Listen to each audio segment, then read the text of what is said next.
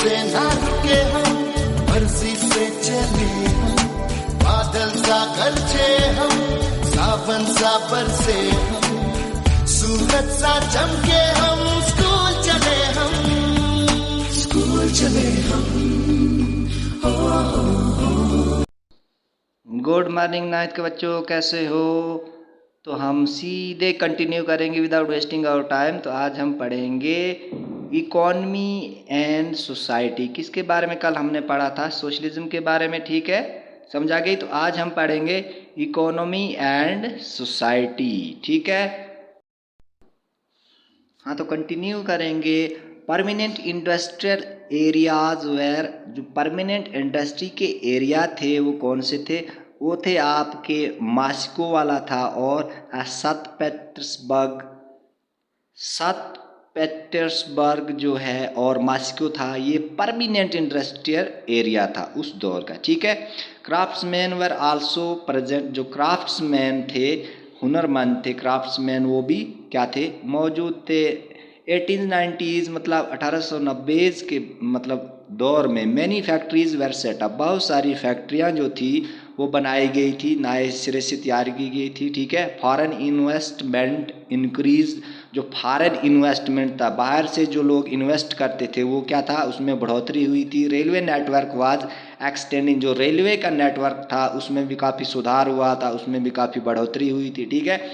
Coal production, जो कोल होता है, कोल की पैदावार जो थी डबल दोगुनी हो गई थी। And iron and steel output, iron और स्टील आउटपुट भी मतलब उसमें भी काफ़ी सुधार हुआ था, ठीक है।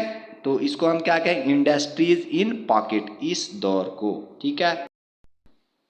नेक्स्ट है आपका most industry was the private property of industrialist, मतलब काफ़ी सारी जो है ज़्यादा से ज़्यादा इंडस्ट्री जो थी वो प्राइवेट प्रॉपर्टी, उनकी अपनी प्राइवेट प्रॉपर्टी थी। किसकी? इंडस्ट्रियलिस्ट की, ठीक है। गवर्नमेंट सुपरवाइज देम, जो गवर्नमेंट थी उनको सुपरवाइज करती थी, उनको इंस्पेक्शन पे जाते थे, मतलब देखभाल उनकी करते थे, वहाँ जाते थे, ठीक है। Them to ensure minimum wages, मतलब उनको जो मिनिमम कम से कम उनकी जो दिहाड़ी वगैरह उनके बारे में सुपरवाइज करते थे। And limited hours to work, मतलब उनको दिहाड़ी अच्छे से मिले और उनको काम करने का जो टाइम है वो भी ठीक हो, ठीक है, ज़्यादा ना हो। But often these rule were broke, लेकिन बाद में ये जो wages and limited hours of work जो था, इसको मतलब ये रूल्स तोड़े गए, ठीक है। वर्किंग आवर्स को डिवाइड किया गया था, जैसे क्राफ्ट्स एंड वर्कशॉप्स 15 घंटे होना चाहिए, फैक्ट्रीज 10 से 12 घंटे होनी चाहिए, ठीक है। तो इसको मतलब यहाँ क्या था? कैपिटलिस्ट सिस्टम था, ठीक है।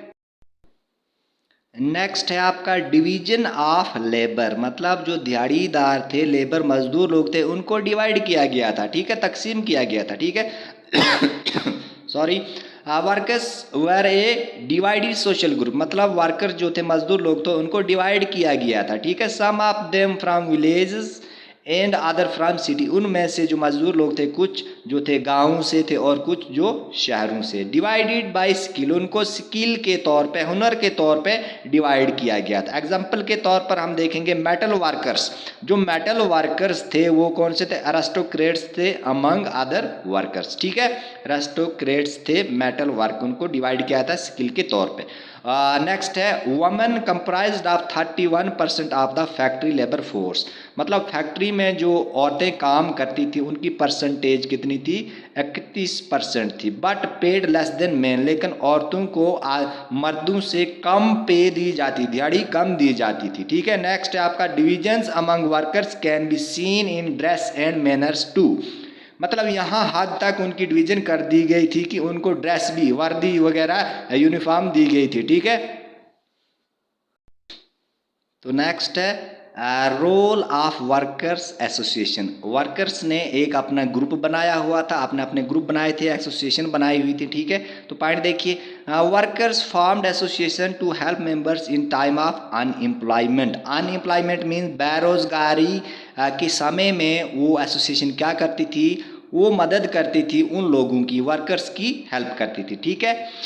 Next point, in spite of division, मतलब डिवीजन तकसीम के बावजूद वर्कर्स यूनाइट टू स्ट्राइक, मतलब जो वर्कर्स थे वो इकट्ठा होके एहतजाज करते थे, स्ट्राइक करते थे, ठीक है, work if they disagree with employees, मतलब इकट्ठा होकर स्ट्राइक करते थे जब वो उनके जो सेठ वगैरह होते थे, उनके मैनेजर वगैरह जो होते थे, उनसे अगर वो नाखुश हों तो वो इकट्ठा होकर क्या करते थे, स्ट्राइक वगैरह करते थे, अपनी मांगे रखते थे, अपनी डिमांड रखते थे। Next point, strikes took place frequently in the textile industry, मतलब जो स्ट्राइकें थी वो अमूमन होती ही रहती थी, ठीक है, टेक्सटाइल इंडस्ट्री में। देखो यहाँ डेट दिया है 1896 टू 1897, काफ़ी बड़ी स्ट्राइक हुई थी। एंड मेटल इंडस्ट्री में कब, 1902 में, ठीक है, बड़ी बड़ी स्ट्राइकें होती थी, क्योंकि वो मतलब वर्कर्स को फोर्सफुली मतलब क्या डिवाइड करके उनको काम पे लगाया जाता, दिहाड़ी कम दी जाती थी, ठीक है,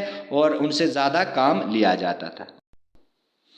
नेक्स्ट देखिए, peasants different than the rest of the Europe, मतलब यूरोप में जो लोग थे और जो पीजेंट्स थे, किसान लोग थे, उनसे वो काफ़ी अलग थे। कैसे अलग थे? मतलब डिवाइडेड लाइक वर्कर्स, उनको मतलब पहले तो डिवाइड किया गया था, ठीक है। Wanted the land of the nobles, मतलब नोबल्स कौन से होते हैं, जो बड़े बड़े खानदानी रईस होते हैं, उनकी मतलब क्या चाहते हैं, ज़मीन चाहते थे। कौन से? वो मतलब दूसरे लोग। Refuse to payment and murder landlords, मतलब किसानों को मर्डर किया जाता। अमूमन ये बात हो गई, वहाँ मर्डर वगैरह किया जाता, सीधे ज़मीन वगैरह उनकी मांगते थे, ठीक है। रिफ्यूज़ टू पेमेंट, अगर मतलब उनसे पैसे मांगते, वो पैसे देने से इनकार कर देते, उनका मर्डर कर दिया जाता, किनका, लैंडलॉर्ड्स का, ठीक है। 1905 murders were common in Russia, मतलब 1905 के बाद जो रशिया में मर्डर वगैरह हत्याएं आम हो गई थी, ठीक है। तो ये क्या है, ये आपने अच्छे से देखना है। Produce together and divide the profit, मतलब वो जो किसान लोग क्या थे, वो अनाज इकट्ठा उगाते थे और जो प्रॉफिट होता था, जो उनका फ़ायदा होता, उसको मतलब बांट लेते थे। आई समझ? डिसरिस्पेक्टेड द नोबेलिटी, वो डिसरिस्पेक्ट करते थे, मतलब बेइज्जती करते थे।